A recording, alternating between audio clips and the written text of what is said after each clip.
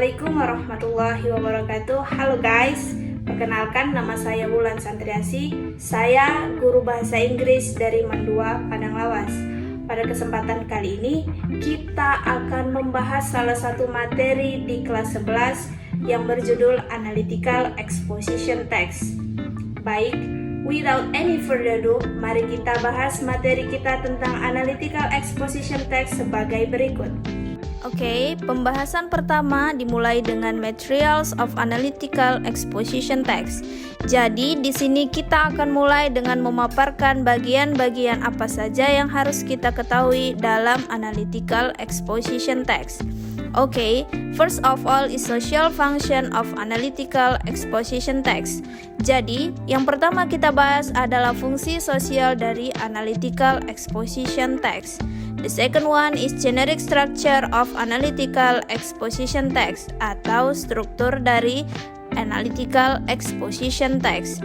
And then the third one is language feature of Analytical Exposition Text atau unsur kebahasaan yang digunakan dalam teks.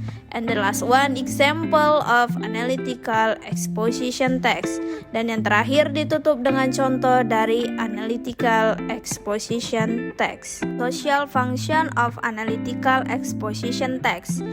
The purpose of Analytical Exposition Text is to persuade your audience to look at an issue with your perspective, atau untuk meyakinkan pembaca bahwa topik yang dihadirkan adalah topik yang penting untuk dibahas.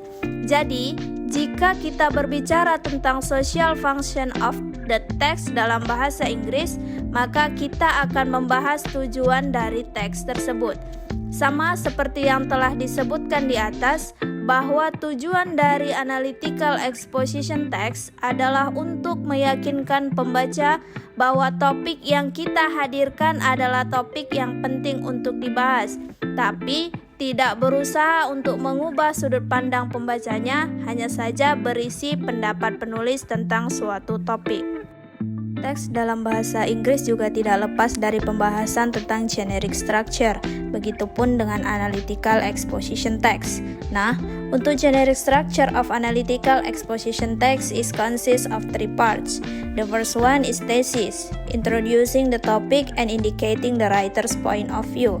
Pada bagian tesis adalah bagian yang memberitahu pembaca tentang topik utama dari sudut pandang penulis.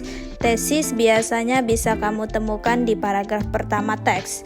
The second one is arguments, explaining the arguments to support the writer position. The number of argument may vary, but each argument must be supported by evidence and explanation. Pada bagian ini, kamu bisa menemukan pendapat untuk mendukung topik utama yang telah disampaikan sebelumnya. Biasanya dalam Analytical Exposition Text terdapat lebih dari 2 argumen. Makin banyak argumen yang ditampilkan, maka pembaca akan semakin percaya bahwa topik yang dibahas adalah topik yang penting atau bahkan membutuhkan perhatian, apalagi dengan didukung bukti-bukti yang nyata. The last one is reiteration, restating the writer's opinion. Setelah bagian tesis dan argumen dipaparkan, tentu saja ditutup dengan kesimpulan atau reiteration. Reiteration adalah penegasan kembali posisi dan pendapat penulis terhadap topik utama. Bagian ini adalah selalu terletak di akhir teks dan menjadi paragraf penutup tulisan. Selain generic structure, hal yang tidak terpisah dari teks dalam bahasa Inggris, termasuk Analytical Exposition Text adalah language feature atau kaidah kebahasaan. Language feature of Analytical Exposition is A. Using simple present tense. Jadi, penulisan Analytical Exposition Text menggunakan simple present tense. B. Using thinking verb. Dalam teks ini juga digunakan kata-kata yang mengekspresikan pikiran atau perasaan penulis. Contohnya experience, feel, know, and things. And C. Using connecting word. Dalam Analytical Exposition Text, kita juga akan menemukan connecting word atau kata penghubung seperti because, therefore, consequently, firstly, secondly, and etc. Kita masuk dalam pembahasan terakhir, yaitu contoh dari Analytical Exposition Text. Dalam teks ini dapat kita lihat paragraf pertama atau tesis yang membahas topik utama, yaitu tentang cars should be banned in the city atau pelarangan mobil di kota.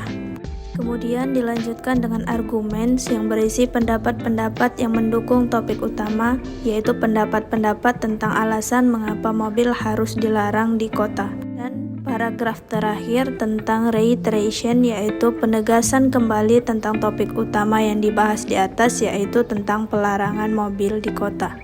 Okay guys, that's all the materials of analytical exposition text. Jadi itu semua adalah materi tentang analytical exposition text yang kita bahas di kelas 11. Mudah-mudahan materi yang kita bahas sebelumnya bisa bermanfaat untuk kita semua.